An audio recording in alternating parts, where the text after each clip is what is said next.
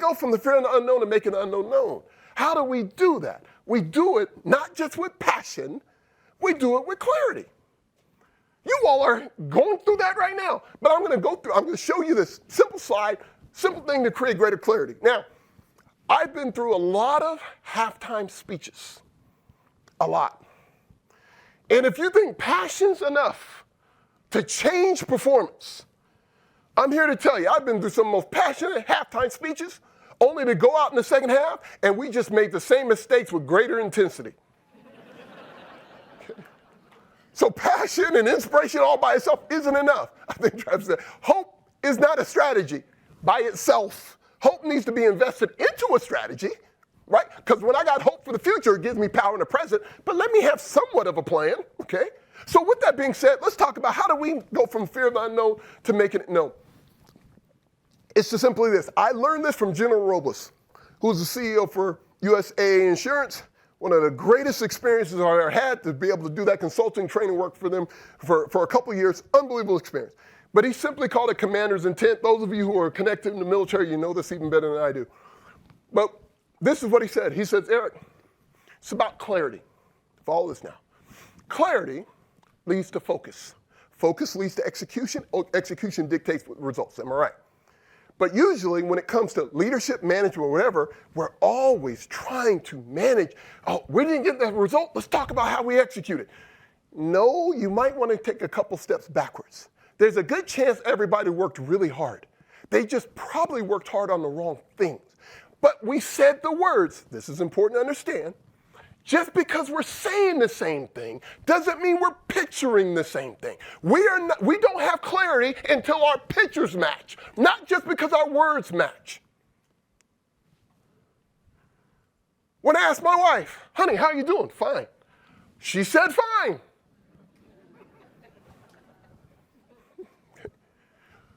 Her definition of fine and my picture of fine don't match. And as long as they don't match, we're going to have confusion. Next point I want to make. I have never seen a highly effective ball player, highly effective associate, highly effective team that was also confused. There's no, I've never seen a highly effective confused ball player. Exactly. Because if there's confusion, you waste effort, you waste energy. It gets spread to the wrong places. It goes on a place you got to bring back. Is this making sense? And so I tell leaders all the time, individual in your own life, you have to have clarity, because clarity is like the antidote to your anxiety. Clarity is like the antidote to your waste. There's nothing worse than working really hard, only look back and see nothing got done. And many times it wasn't the effort issue, it was the lack of clarity. So these questions are simple. Number one, what you want to do. What is it that we want to do? And if you think that's an easy answer, it's not. What is it? What are we going after? I didn't say what are we trying to avoid. I said, what do we want? And so anytime you ever want to know how the people you're leading or who you're working with are, sometimes go to them and go, man, tell me, what are we going after? What do you believe matters most?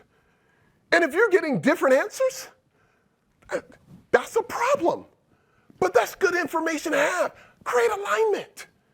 We all accept that sometimes there's a problem. We all agree we need to do something about it. But we rarely align about what we're going to do about it, even though we talked about it.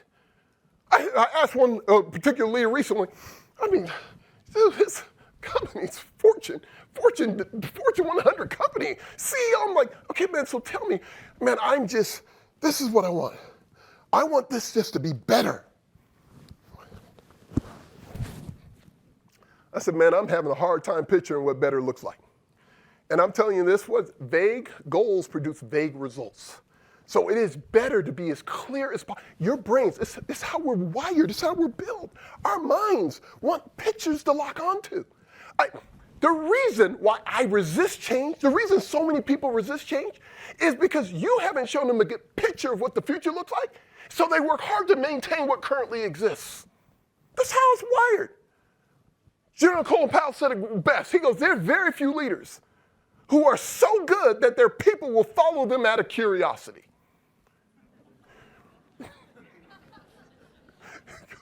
They want to know, where are we going? Now, here's the thing. Is the process of creating clarity easy? Absolutely not. That's why we usually make it a one-year activity or whatever, but here's what I want you all to know. When they work together, it's something amazing. When we got clarity about what we want to do, what we really want to do, when we got clarity about why we want to do it, okay? Now, the why is a big one now, because we're quick to talk about what we want and what, but we go immediately into how we're going to do it. Now, subtle point here. Golly, hope I'm not just throwing up on all you. But hear me when I say this. Whatever the what is, whatever we decide, what is it that we're going, personally, professionally, as a family, team, does not matter. Whatever the what is, when you start talking about the why, not only does it help buy-in, it starts to raise commitment levels. People are up on what they're typically in on. And when you start talking about the why and hearing the why from others, people are like, we don't have time for it. No, as my grandma used to say, you either got time to do it right or you're going to have to make time to do it again. So take the time to do it right. Make sure you're getting buy-in where you're hearing them. But here's what happens. As commitment levels go up, when we get down to how we're going to do it, it starts to become far more obvious. What happens so much is instead of spending time on what we're trying to do and why we're trying to do it, we get so overwhelmed by the how that it almost blinds us. And General Robles says, he goes, Eric, my job is to make sure the what and why are as clear as possible, all the way down, throughout the whole organization when he was at USAA. And then when he talked about the military, he says, it's so important. I said, why that? He says, first of all, it multiplies intelligence. It multiplies the intelligence of all of us because we know the why behind it. He also says, and also it helps us with the how. I says, how's that, sir? Because I was assuming, you just tell them how to do it. He says, no. What's missing on this, and I always like to throw it this way to you, each one of you, what's missing on this is the word flexible. And he would always say, the how, we have to be flexible. I was like, sir, why do you need to be flexible? Greatest answer ever. He says, it's simple. Because the enemy gets a vote. The marketplace gets a vote. The pandemic gets a vote. Competition gets a vote. People making decisions above your pay grade get a vote. All kinds of customers get a vote. Everybody gets a vote. Now, we're not changing what we're going after and why we're going after it, but if we're not open to the flexibility of how we're going to do it, I've already given you a question. In times of change, learners inherit the earth. While the learned are beautifully equipped to deal with a world that no longer exists, if I have somebody not willing to change, somebody not willing to adapt, that's a know-it-all. That's dangerous. Man, in a world that doesn't fit anymore. So we have to be flexible on the how. Now, flexible doesn't mean a pushover. It just means, hey, we're going to fight this out until we figure out how do we make that goal still happen.